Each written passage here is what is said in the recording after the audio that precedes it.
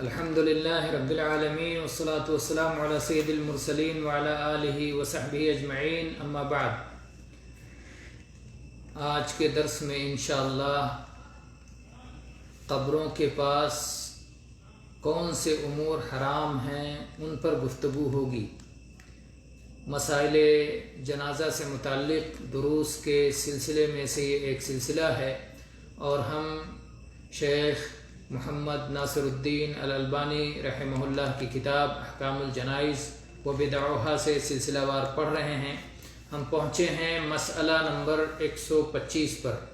مسئلہ نمبر 125 جس میں شیخ فرماتے ہیں کہ قبر کے پاس کچھ چیزیں حرام ہیں۔ قبر کے پاس کچھ اعمال، کچھ چیزیں حرام ہیں۔ پہلا عمل الذبح والنحر، قبر کے پاس ذبح کرنا، کوئی جانور قربان کرنا، اس لیے کہ نبی کریم صلی اللہ علیہ وسلم کی حدیث ہے لا عقر فی الاسلام۔ اور امام عبدالرزاق بن حمام فرماتے ہیں کانوا یعقرون عند القبر بقرۃ او شاۃ، کہ جاہلیت کے لوگ قبر کے پاس گائے یا بکری ذبح کیا کرتے تھے، تو اسی لیے نبی کریم صلی اللہ علیہ وسلم نے جاہلیت کی اس بری رسم کا خاتمہ فرمایا، اور اس کے خاتمے کا اعلان کرتے ہوئے آپ نے کہا لا عقر فی الاسلام، اسلام میں قبر کے لیے کوئی ذبیحہ نہیں ہے، یا قبر کے پاس کوئی ذبیحہ نہیں ہے، قبر کے پاس کسی قسم کا ذبیحہ ذبح نہیں کیا جائے گا۔ اس کی تخریج امام ابو داؤد نے، اور جہاں تک امام عبدالرزاق کے قول کی بات ہے تو ان کے مصنف میں ہے، یہ مصنف عبدالرزاق میں، اور ایسے ہی اس حدیث کی تخریج بیہقی، احمد وغیرہ نے کی ہے، اور شیخین کی شرط کے مطابق اس کی سند صحیح ہے۔ شیخ الاسلام ابن تیمیہ رحمہ اللہ اقتداء الصراط المستقیم میں فرماتے ہیں کہ قبر کے پاس ذبح کرنا تو یہ مطلق طور پر ممنوع ہے۔ اسے اس حدیث کے بنا پر اہل علم نے اس بات کو ذکر کیا ہے، اور امام احمد فرماتے ہیں جیسا کہ مروزی کی روایت ہے کہ نبی کریم صلی اللہ علیہ وسلم کا یہ فرمان ہے، اور ابو عبداللہ یعنی امام احمد اس طرح کے ذبیحے کے گوشت کھانے کو مکروہ جانتے ہیں، اور ہمارے اصحاب کہتے ہیں کہ اکثر ہمارے زمانے میں جو یہ عمل پایا جاتا ہے کہ قبر کے پاس لے جا کر کے لوگ روٹی وغیرہ تقسیم کرتے ہیں، اس کا بھی یہی حکم ہے۔ یعنی صرف یہی نہیں کہ قبر کے پاس کوئی جانور قربان نہ کیا جائے، بلکہ اگر صدقہ وغیرہ کرنا ہو تو بھی اس کی ضرورت نہیں ہے کہ قبر کے پاس جا کے وہ صدقہ تقسیم کیا جائے۔ اگر میت کی طرف سے صدقہ کرنا ہے تو قبر پہ جا کر کے یہ کرنے کی ضرورت نہیں ہے۔ تو جو لوگ ایسا کرتے ہیں وہ ممنوع اور مکروہ ہے، اور یہی امام ابن تیمیہ رحمہ اللہ نے بات فرمائی۔ اور امام نووی المجموع میں لکھتے ہیں کہ قبر کے پاس ذبح کرنا یہ مذموم ہے، یہ قابل مذمت حرکت ہے، انس رضی اللہ عنہ کی حدیث کی بنا پر، جو ترمذی اور ابو داؤد میں حسن اور صحیح ہے۔ اس کے بعد میں شیخ البانی رحمہ اللہ فرماتے ہیں کہ قبر کے پاس ذبیحہ کرنا، قبر کے پاس ذبح کرنا مذموم ہے ایسی صورت میں جبکہ ذبح اللہ کے لیے کیا جا رہا ہو۔ یہ جو کہا گیا مذموم ہے، یہ ایسی صورت میں جب قبر کے پاس ذبح کیا جائے اللہ کی خاطر، اور اگر قبر والے کے لیے ہی ذبح کیا جائے، قبر والے کی رضا پانے کے لیے ذبح کیا جائے جیسا کہ بعض جاہل کرتے ہیں، تو صرف وہ مذموم نہیں بلکہ وہ شرک صریح ہے، وہ کھلم کھلا شرک ہے، اور اس کا کھانا حرام اور فسق ہے، جیسا کہ اللہ تعالیٰ نے قرآن پاک میں فرمایا وَلَا تَأْكُلُوا مِمَّا لَمْ يَذْكَرِ اسْمُ اللَّهِ عَلَيْهِ وَإِنَّهُ لَفِسْقٌ، جس جانور کو ذبح کرتے ہوئے اللہ کا نام نہ لیا جائے اس کو مت کھاؤ۔ غیر اللہ کے نام پر قربان کیا ہوا جانور، یا اللہ کا نام لیے بغیر قربان کیا جانے والا جانور، اس کو مت کھاؤ۔ وَإِنَّهُ لَفِسْقٌ، اور یہ فسقی احکام ہے. تو فسق کس کو کہا گیا کہ غیر اللہ کے لیے ذبح کیے جانے کو فسق کہا گیا. فسق کا معنی آپ جانتے ہیں کہ فسق کے معنی ہوتا ہے اطاعت سے نکل جانا، کہیں سے نکل جانے کا نام. عربی میں کہتے ہیں فسقت النوى من التمر، کہ کھجور سے گٹھلی نکل کے چھٹک گئی، نکل گئی. تو اسی کو کہتے ہیں فسق، یعنی آدمی اطاعت سے اور نیکی سے اور خیر سے باہر نکل جائے. تو اسی طرح سے غیر اللہ کے لیے ذبح کیا جانا فسق ہے. قرآن پاک میں اللہ تعالیٰ نے فرمایا او فسقا اہل لغیر اللہ بہ، یا پھر غیر اللہ کا نام لے کر ذبح کرتے ہوئے فسقیہ عمل کیا جائے، جیسا کہ فقیہ الحیتمی نے زواجر میں لکھا ہے. اور اسی طرح سے نبی کریم صلی اللہ علیہ وسلم کی یہ حدیث بھی ہے لعن اللہ من ذبح لغیر اللہ، اللہ تعالیٰ اس شخص پر لعنت فرمائے جو غیر اللہ کے لیے ذبح کرتا ہے. یہ اس کی تخریج امام احمد نے کی ہے بسند حسن عبداللہ ابن عباس رضی اللہ عنہ سے اور علی رضی اللہ عنہ کی سند سے امام مسلم نے اس کی تخریج کی ہے. تو یہ رہا پہلا عمل جو قبر پر حرام ہے. قبر پر حرام بہت سارے اعمال ہیں، اس میں سے ایک عمل ہے قبر پر ذبح کرنا، قبر پر جانور قربان کرنا. تو یہ پہلا عمل ہے. دوسرا عمل ہے قبر کو بلند کرنا. جو قبر سے مٹی نکلی ہے اس مٹی سے زیادہ باہر سے مٹی لا کر کے قبر کو اور زیادہ بلند کرنا. اور تیسرا ممنوع کام ہے کہ قبر پر طلا کرنا، لیپ کرنا، چونا وغیرہ کے ذریعے سے اور یا کسی اور چیز سے اسے لیپ کرنا، اسے سجانا. اور چوتھی چیز ہے قبر پر لکھنا. اور پانچویں چیز ہے قبر پر عمارت کھڑی کرنا، تعمیر کرنا. اور چھٹی چیز ہے قبر پر بیٹھنا. تو یہ یہاں پر 5 کام اکٹھا ذکر کیے اور ان کے دلائل آگے شیخ ذکر کر رہے ہیں. سلسلے میں بہت ساری احادیث آئی ہیں.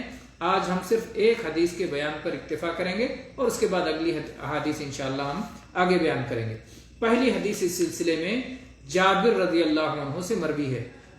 کہتے ہیں نہا رسول اللہ صلی اللہ علیہ وسلم ان یجسس القبر وان یقعد علیہ وان یبنى علیہ او یزاد علیہ او یکتب علیہ. یہ شیخ کا طریقہ ہے جیسے کہ شیخ البانی رحمہ اللہ کا کہ مختلف روایات کی زائد الفاظ کو اکٹھا کر دیتے ہیں. تو یہ 2 الفاظ بعض روایات میں ہیں اور اس کی پھر تفصیلی تخریج شیخ نیچے ذکر کرتے ہیں. تو یہ اصل روایت صحیح مسلم میں ہے. اسی طرح سے ابو داؤد، نسائی، ترمذی، حاکم، بیہقی، احمد وغیرہ کے یہاں ہے. اور اس کے بعد شیخ نے اس کی تفصیل کی ہے کہ کہاں کہاں کون کون سے الفاظ کس طرح سے آئے ہیں. اور امام نووی فرماتے ہیں کہ اس حدیث کی سند صحیح ہے اور اس کے بعد اس حدیث کے ذریعے سے انہوں نے استدلال کیا ہے کہ قبر پر باہر سے لا کر کوئی اور مٹی نہ ڈالی جائے. قبر میں مردے کے دفن کرنے کے بعد جتنی مٹی نکلتی ہے، ظاہر بات ہے کچھ مٹی اسی مٹی کو اگر قبر پہ رکھا جائے گا تو بھی قبر کچھ نہ کچھ اونچی بن جائے گی. تو اتنا ہی قبر کو بلند کیا جائے جتنا اس قبر سے مٹی نکلی ہے. قبر کو بلند کرنے کے لیے باہر سے اور کوئی مٹی لا کے اس پر نہ ڈالی جائے. امام شافعی سے نقل کرتے ہیں امام نووی کہ انہوں نے فرمایا کہ اگر کوئی شخص باہر سے مٹی لا کر زیادہ ڈال دیتا ہے تو اس میں کوئی حرج نہیں. اور ہمارے اصحاب، امام نووی کہتے ہیں کہ ہمارے اصحاب کہتے ہیں کہ اس کا معنی یہ ہے کہ یہ مکروہ، ایسا کرنا مکروہ نہیں ہے. شیخ البانی رحمہ اللہ فرماتے ہیں لیکن نبی کریم صلی اللہ علیہ وسلم کی جو ممانعت ہے اس ممانعت کا ظاہر یہ ہے کہ حرام ہے، ایسا کرنا حرام ہے، کیونکہ نہی کا تقاضا یہ ہے کہ اسے حرام پر محمول کیا جائے جب تک کہ کوئی صارف نہ ہو. اسی لیے امام ابن حزم کی بات برحق سمجھ میں آتی ہے جو کہتے ہیں کہ قبر پر تعمیر کرنا حلال نہیں ہے اور ایسے ہی قبر کو چونا گچ کرنا حلال نہیں ہے، اور اسی طرح سے حلال نہیں ہے تو اس کا برعکس کیا ہوگا؟ حرام ہے. اور قبر کی مٹی کے علاوہ باہر سے لا کے مٹی اس پر ڈالنا، اور اگر ایسا کوئی کرتا ہے کہ باہر سے مٹی لا کر کے قبر کو بلند کرتا ہے تو اسے ڈھا دیا جائے گا، اسے منہدم کر دیا جائے گا, توڑ دیا جائے گا. اور امام احمد رحمہ اللہ کے قول کا ظاہر بھی یہی ہے, جیسا کہ امام ابو داؤد نے اپنی المسائل میں اسے ذکر کیا ہے.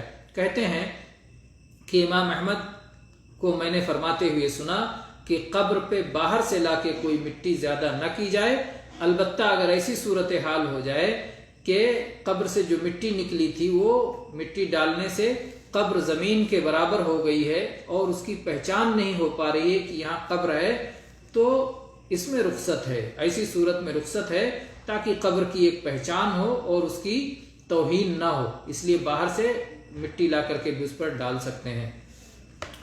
اسی طرح سے امام ابو حنیفہ رحمہ اللہ کے شاگرد آثار میں لکھتے ہیں کہ امام ابو حنیفہ رحمہ اللہ نے ابراہیم سے روایت کیا کہ یہ بات کہی جاتی تھی کہ قبر کو اتنا بلند کرو یہاں تک کہ اس کی پہچان ہو جائے کہ یہ قبر ہے, تاکہ اس پر سے کوئی روندتے ہوئے نہ گزرے, اس پر کوئی چلے نہیں.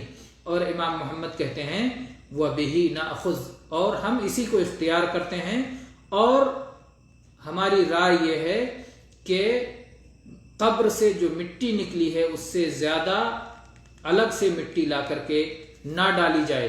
اور اسی طرح سے قبر کو پختہ بنانے اور چونا گچ کرنے کو ہم مکروہ جانتے ہیں, اور ایسے ہی مٹی سے لیپ کرنے کو بھی مکروہ جانتے ہیں.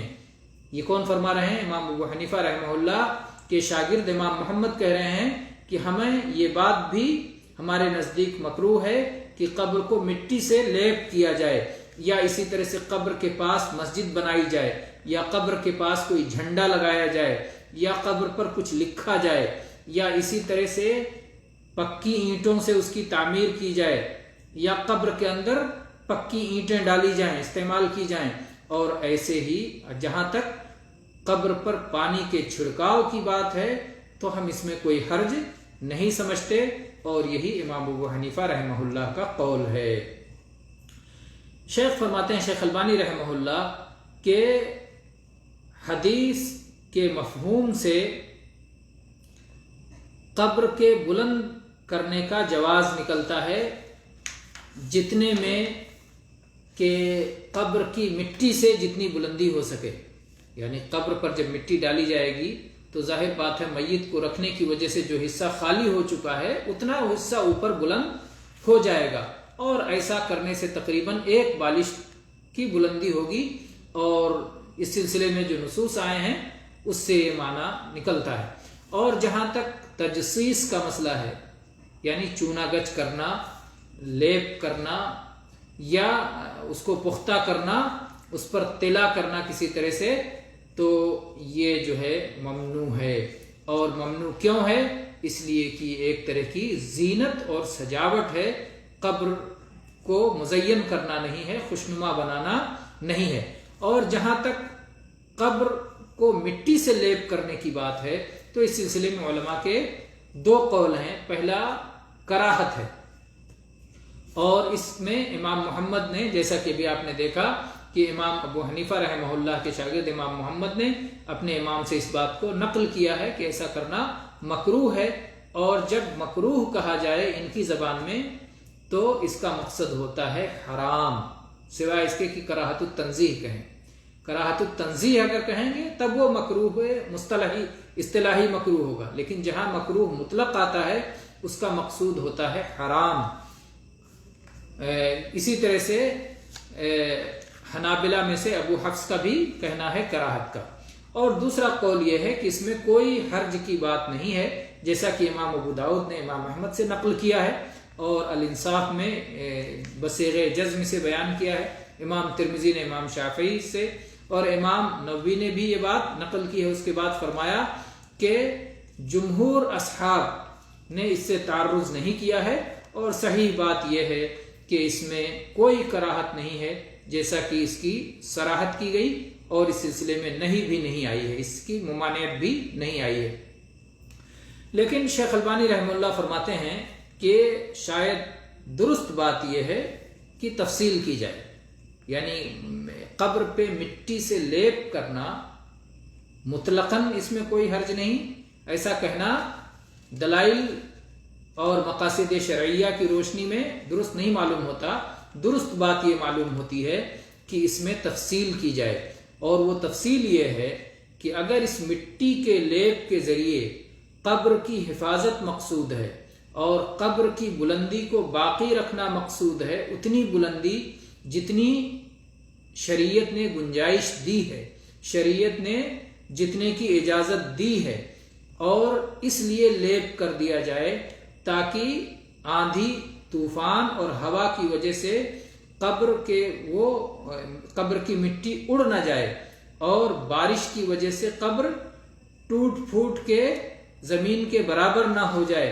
تو اگر ایسی صورتحال ہے تو بے شک ایسا کرنا جائز ہے، اس لیے کہ اس کی وجہ سے ایک شرعی مقصد کی تکمیل ہوتی ہے. اور حنابلہ میں سے جن لوگوں نے کہا ہے کہ ایسا کرنا مستحب ہے، شاید ان کے پیش نظر یہی شرعی مقصد تھا. اور اگر مقصد ہو قبر کو مزین کرنا، قبر کو سجانا، تو ظاہر بات ہے کہ یہ ایک فائدہ سے خالی، یہ ایک بے فائدہ کام ہے اور یہ ناجائز ہے، کیونکہ یہ محدث اور بدعت ہے. تو یہ رہا مسئلہ کہ متعین کیا جائے گا کہ نہیں کیا جائے گا. اور جہاں تک قبر پر لکھنے کا مسئلہ ہے تو حدیث کا ظاہر یہ ہے کہ اللہ کے نبی صلی اللہ علیہ وسلم نے قبر پہ لکھنے سے منع کیا، تو جب منع کیا تو ایسا کرنا حرام ہے. اور امام محمد اور ایسے ہی شافعیہ اور حنابلہ کے ہاں اس کی صرف کراہت کی بات کہی گئی ہے. اور امام نووی فرماتے ہیں کہ ہمارے اصحاب کہتے ہیں کہ قبر پر چاہے ایک لوح بنا کر کے، ایک تخت نصب کر کے سرہانے وہاں لکھ دیا جائے جیسا کہ بعض لوگوں کی عادت ہے، یا کہیں اور لکھا جائے، تو یہ سب کے سب مکروہ ہے احادیث کی عموم کی بنا پر. اور بعض علماء نے میت کے نام لکھنے کو مستثنا قرار دیا ہے، لیکن یہ نام لکھنا زیب و زینت اور زخرفہ اور سجاوٹ کے طور پر نہ ہو، بلکہ قبر کی پہچان کی خاطر ہو. اور اس کو قیاس کیا ہے اس مسئلے سے جس میں نبی کریم صلی اللہ علیہ وسلم نے عثمان ابن مظعون رضی اللہ عنہ کی قبر پر پہچان کی خاطر ایک پتھر رکھا تھا، تو اسی پر قیاس کیا ہے. امام شوکانی کہتے ہیں کہ قیاس کے ذریعے سے اس مسئلے کی تخصیص کی گئی ہے. یہ نص کے مقابلے میں قیاس نہیں ہے کہ ایک طرف نص میں ممانعت ہے کہ لکھا نہ جائے، اور پھر دوسری جگہ آپ کہہ رہے ہیں کہ پہچان کی خاطر لکھا جا رہا ہے. تو یہ پوری طرح سے اس کے مقابل میں نہیں ہے، ٹکراؤ میں نہیں ہے، بلکہ اس ایک حصے کو یعنی پہچان کی خاطر لکھے جانے کو اتنا خاص کیا گیا ہے قیاس سے، اور باقی کو اپنے عموم پہ رکھا گیا ہے. لیکن مسئلہ یہ ہے کہ کیا یہ قیاس کرنا صحیح ہے؟ یہ قابل غور مسئلہ ہے. اور شیخ البانی رحمہ اللہ فرماتے ہیں کہ میری رائے یہ ہے واللہ عالم کہ اس قیاس کی صحت کی بات کرنا مطلقاً بعید ہے. یعنی یہ قیاس بعید از قیاس ہے، یہ قیاس بعید از قیاس ہے. صحیح بات یہ ہے کہ اگر پتھر وہ مقصد پورا نہ کر سکے جس مقصد سے رسول اللہ صلی اللہ علیہ وسلم نے پتھر رکھا تھا، یعنی قبر والے کی پہچان ہو جائے، اور وہ اس وجہ سے کہ قبریں مثلا بہت زیادہ ہیں اور بہت زیادہ قسم قسم کے پتھر رکھے ہوئے، اور سب کی پتھروں کی ساری کی شکلیں ایک ہیں، تو ایسی صورت میں پہچان کی خاطر اگر کچھ لکھ دیا جائے، پتھر رکھ کے اس پر کچھ لکھ دیا جائے تاکہ پہچان ہو جائے، تو ایسا کرنا جائز ہوگا واللہ اعلم.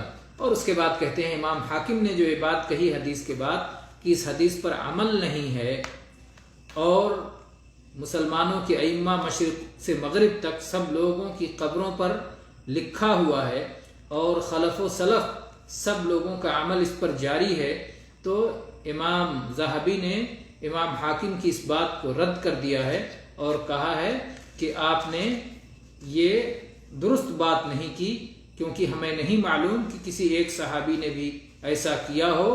بعض تابعین نے اور ان کے بعد کے بعض لوگوں نے یہ ایک نیا کام کیا، نئے کام کی ایجاد کی، شاید انہوں نے اس لیے کیا ہوگا کہ انہیں یہ ممانعت نہیں پہنچی ہوگی، اس لیے ایسا نہیں کہا جا سکتا کہ سارے خلف و سلف میں ایک چیز جاری ہے۔ تو اس لیے اس مسئلے میں صحیح بات کیا ہے اور راجح کیا ہے، یہ بات سمجھ میں آ گئی کہ قبر پہ لوحہ لگانا، تختی لگانا، اس پہ نام لکھنا تاکہ قبر کی ہمیشہ پہچان رہے، یہ ممنوع امور میں سے ہے، کیونکہ اللہ کے نبی صلی اللہ علیہ وسلم نے نہا ان یکتب علیہ، قبر پہ لکھے جانے سے منع فرمایا ہے۔ لیکن ایسے پتھر رکھا پہچان کے لیے اور اس میں کسی نے مثلا چاک سے یا اسی طرح سے کوئلے سے لکھ دیا، کچھ دنوں تک جو پہچان باقی رہے، جب اگر ایک ہی طرح کے یکساں پتھر ہوں تو اس لیے نہ ایک ہی بار بار اس کی تجدید کی جائے اور وہ باقی رہنے والی چیز ہمیشہ ہو، تو ایسا کرنا صحیح نہیں ہے۔ واللہ تعالی عالم، صلی اللہ علیہ نبینا وسلم، والحمد للہ رب العالمین۔